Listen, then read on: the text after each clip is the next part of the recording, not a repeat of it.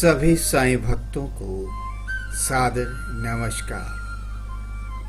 आज हमारा साईं बाबा की सच्ची कहानियों और चमत्कार को लेकर दूसरा एपिसोड, और इस एपिसोड का विषय है नीम के पेड़ का रहस्य। भाग एक, जहां से शुरू हुई एक दिव्य यात्रा, बाबा साईं की दिव्य यात्रा। जय साईं राम, जय साईं राम। ओम शिरडी साईं राम। कल्पना कीजिए, आज से लगभग 150 वर्ष पहले का भारत। न बिजली की चकाचौंध थी, न ऊंची ऊंची इमारतें थी, न तेज रफ्तार जीवन। केवल था तो गांव का एक शांत प्रिय वातावरण। खेतों की हरियाली, कच्चे रास्ते, बैलगाड़ियों की धीमी आवाज, मिट्टी के घर और प्रकृति की गोद में बसा एक छोटा सा गांव शिरडी। किसी क्या पता था कि शिरडी एक दिन साईं के माध्यम से पूरे विश्व में प्रसिद्ध होगा। इसकी महिमा और गुणगान पूरे विश्व में होगा। उस समय किसी ने भी यह नहीं सोचा होगा कि यही साधारण सा गांव एक दिन दुनिया भर के करोड़ों श्रद्धालुओं की आस्था का सबसे बड़ा केंद्र बन जाएगा। उस समय शिरडी केवल एक शांत गांव था। वही गांव का माहौल, पक्षियों का कलरव, लहराते खेत और चौक पर खेलते बच्चे, बुजुर्ग, शांत सा वातावरण जहां लोगों का जीवन खेती, पशुपालन और सरल दिनचर्या के बीच बीतता था। सुबह सूर्योदय के साथ खेतों की ओर जाना और दोपहर में पेड़ों की छाया में विश्राम करना,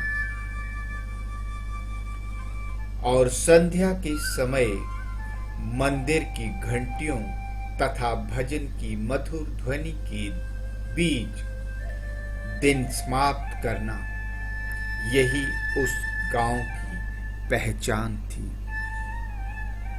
एक साधारण सा गांव शिरडी, जो आधुनिक चकाचौंध से बिल्कुल अलग था।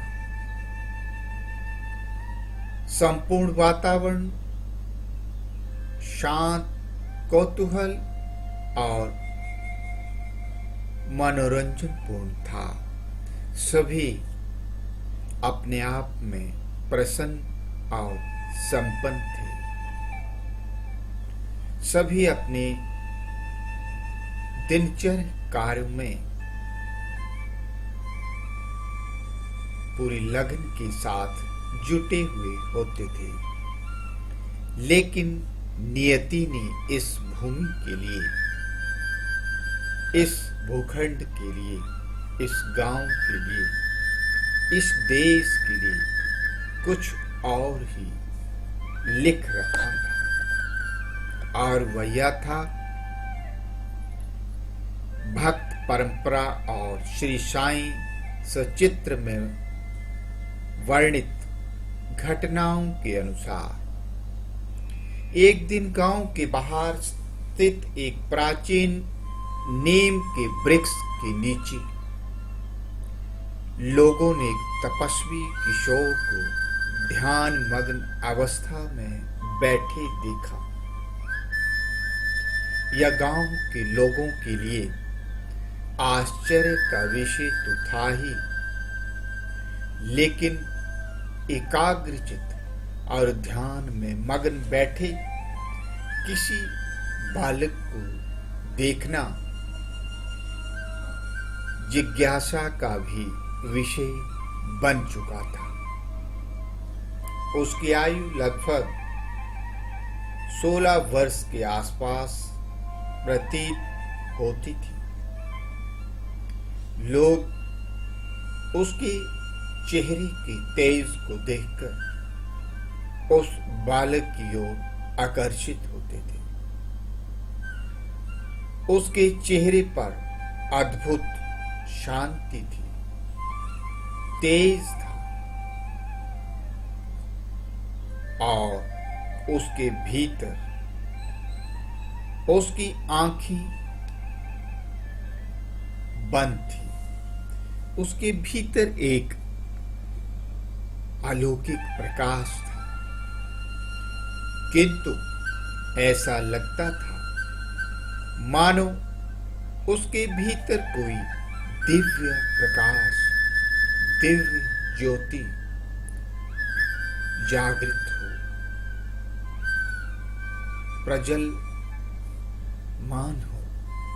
प्रज्वलित हो। वह न किसी से कुछ मांग रहा था और ना ही किसी से भी बात कर रहा था। वह केवल मौन था। वह केवल अपनी भक्ति में मौन था और वही मौन लोगों के मन में अनेक प्रश्न जगा रहा था, उनकी जिज्ञासाओं को बढ़ा रहा था कि आखिर एक बालक इस गांव में भला इस मौन अवस्था में क्यों बैठा है? आखिर क्या है इसके पीछे का रहस्य? यह बालक कोई साधारण बालक नहीं लगता। कई तरह की चर्चाएं गांव के लोगों के बीच होने, गांव के लोग उनकी चर्चा में शामिल होने लगे, उनके ध्यान में मग्न होने लगे और उस दिव्य अलौकिक मूर्ति को, उस दिव्य अलौकिक बालक को एकटक देखने लगे। गांव के कुछ बच्चे सबसे पहले उसके पास पहुंचे। पहले तो उन्हें लगा कि शायद कोई साधु विश्राम कर रहा है। वे धीरे धीरे उसके पास गए। किसी ने उसका चेहरा देखा, किसी ने उसकी वस्त्र, और इस तरह से सभी लोग उसकी हाव भाव को देखने लगे, समझने लगे, जानने लगे। किसी ने उसका चेहरा देखा। कुछ देर तक वे उसके सामने खड़े रहे, पर उस युवक ने अपनी आंखें एक पल के लिए भी नहीं खोली।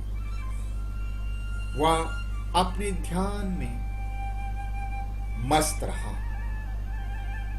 वह अपने ध्यान में लगा रहा और उसका ध्यान इतना गहरा था कि आसपास की कोई हलचल मानो उसे स्पर्श ही नहीं कर रही है।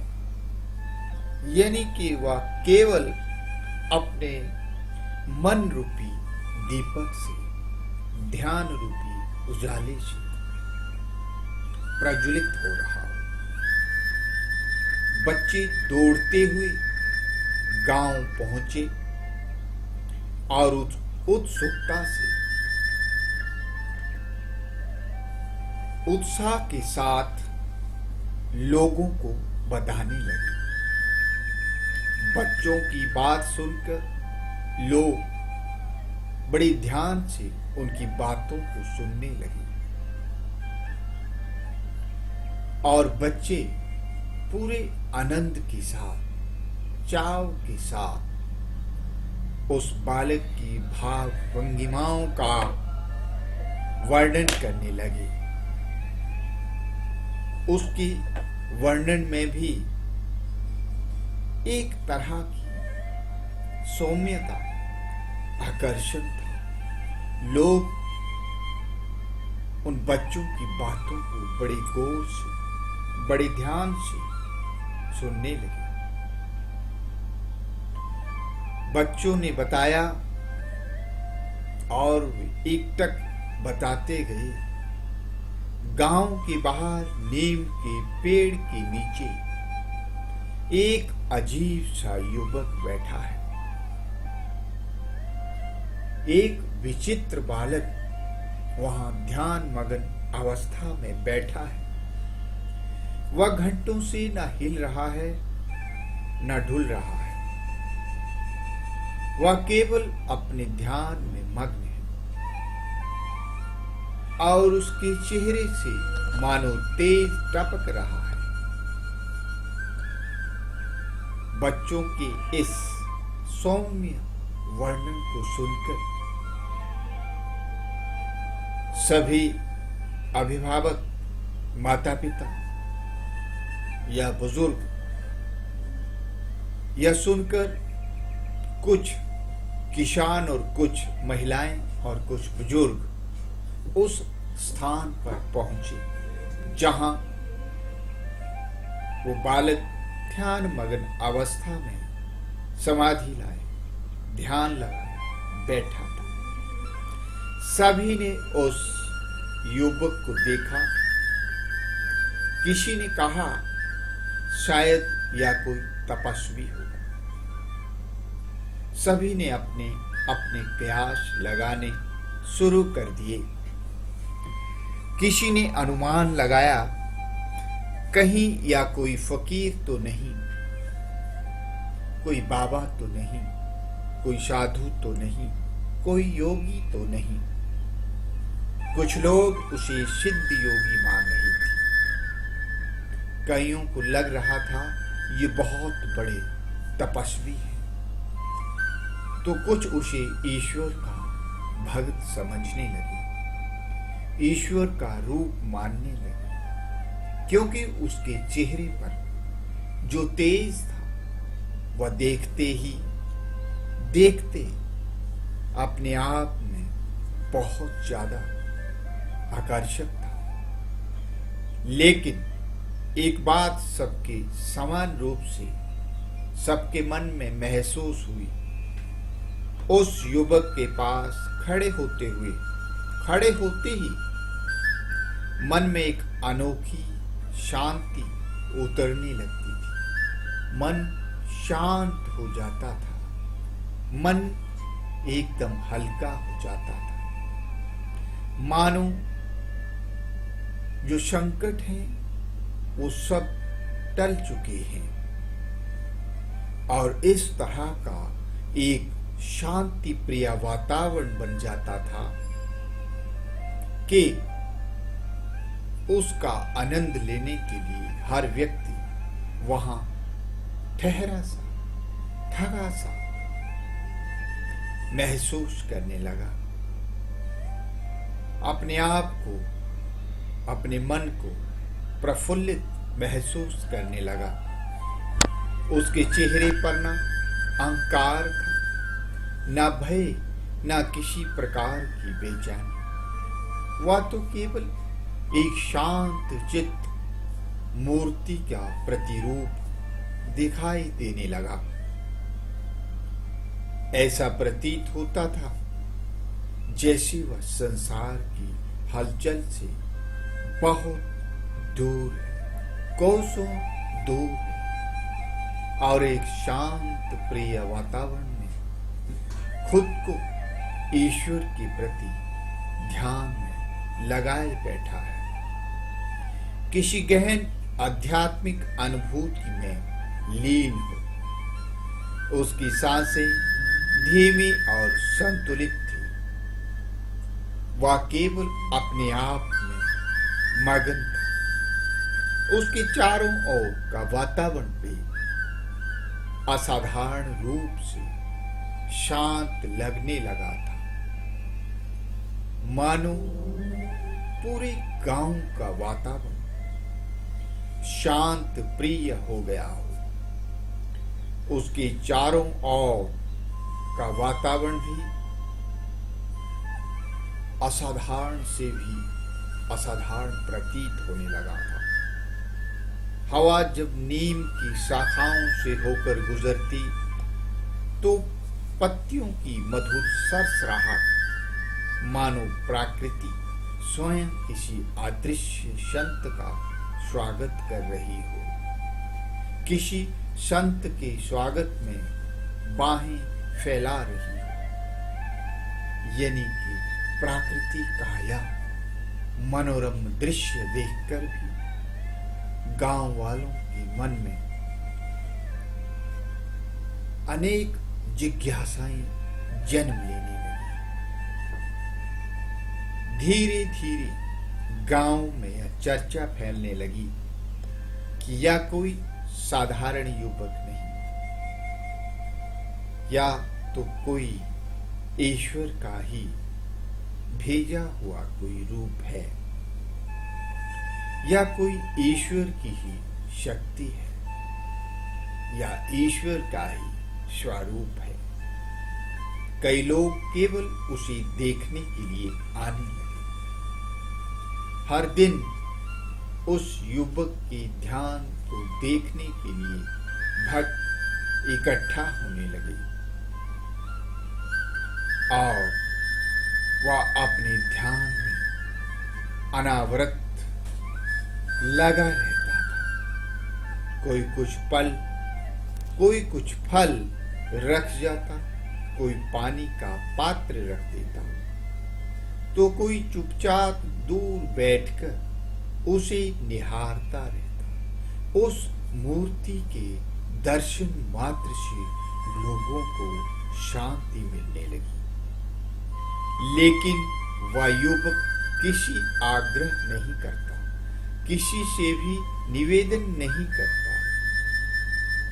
जो कुछ सहज रूप से मिल जाता उसे विनम्रता से स्वीकार कर लेता और उस व्यक्ति का वह कोटि कोटि धन्यवाद करता और कई बार बिना कुछ ग्रहण किए पुनः ध्यान में लीन हो जाता, मानो वह साक्षात्कार ईश्वर की प्रतिमूर्ति हो। लोग उसके आसपास हजूम के हजूम इकट्ठा होने लगे। दिन बीतते गए, मौसम बदलते गए। कभी तेज धूप पड़ती, कभी वर्षा की बूंदें नीम की पत्तियों पर मोतियों की तरह चमकती, कभी ठंडी हवा पूरे वातावरण को शीतल कर देती। लेकिन वह बालक टस से मस नहीं होता। वह अपनी भक्ति में, ईश्वर ध्यान में रत रहता। पर उस युवक की साधना में कोई कमी नहीं दिखाई देती, ना कोई परिवर्तन देखने को मिलता। वह उसी स्थिरता और उसी शांति के साथ ध्यान करता रहता। वह अपने चित्त को और ज्यादा एकाग्र करता और अपने ध्यान में मगन रहता। गांव के लोग आश्चर्यचकित थे कि भला ये कौन व्यक्ति है, इतनी कम आयु में ऐसा वैराग्य उन्होंने पहले कभी नहीं देखा था। सामान्य मनुष्य छोटी सी असुविधा से विचलित हो जाता है, लेकिन इसके आगे असंख्य असुविधाएं होने के बावजूद भी वह बिल्कुल भी विचलित नहीं होता। लेकिन यह युवक प्रकृति की हर परीक्षा में अडिग दिखाई देता है, एकदम अपने उस ध्यान में मगन दिखाई देता है, मानो उसे बाहरी परिस्थितियों से कोई लेना देना ही नहीं। वह तो केवल अपने ईश्वर का वर्ण करने लगा है। वह तो केवल अपने उस आराध्य के ध्यान में मग्न है और उसके आगे हजारों विपत्तियां भी स्वतः ही नष्ट हो जाती हैं। यही वह क्षण था जब शिरडी की मिट्टी एक नए इतिहास की साक्षी बन रही थी। एक नया इतिहास स्वर्ण अक्षर पन्नों में लिखा जा रहा था।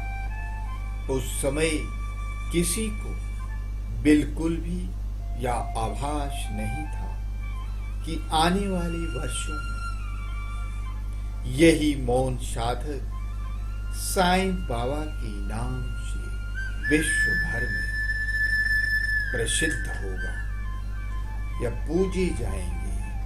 उनकी चारों दिशाओं में गुणगान होंगे। लोग उनके चरणों में शांति खोजेंगे, उनके ध्यान में जीवन निछावर कर देंगे। उनके संदेश श्रद्धा और सबूरी को अपनी जीवन का आधार बनाएंगे। लोग उनके जीवन से कनेक्ट हो जाएंगे और ये नीम का वृक्ष गुरु स्थान के रूप में श्रद्धा का केंद्र बन जाएगा और इस तरह से लोग उनके स्थान पर बारंबार आएंगे उनके दर्शन करने के लिए। लेकिन उस दिन, उस पहली भेंट में गांव वालों के मन में केवल एक ही प्रश्न मौजूद था, आखिर यह दिव्य युवक कौन है? उसका अतीत क्या है? यह कहां से आया है? इसकी माता पिता कौन है और किस साधना में यह इतना लीन है? अनेक जिज्ञासाएं लोगों के मन में सहज तैरने लगी, उठने लगी और उसने शिरडी के इस शांत भूमि तथा इसी नीम के वृक्ष को अपनी साधना के लिए भला क्यों चुना? ऐसा क्या कारण होगा? इन प्रश्नों का उत्तर तत्काल किसी के पास नहीं था, किंतु भक्त परंपरा में आगे वर्णित घटनाएं इस स्थान को और भी रहस्यमय बना देती है। कहा जाता है कि कुछ समय बाद ऐसी घटनाएं घटी जिससे इस नीम के वृक्ष को साधारण पेड़ से बढ़ाकर श्रद्धा और गुरु भक्ति का प्रतीक बना दिया और जिसे आज भी विश्व भर के लोग उसकी जिज्ञासाओं को जानना चाहते हैं।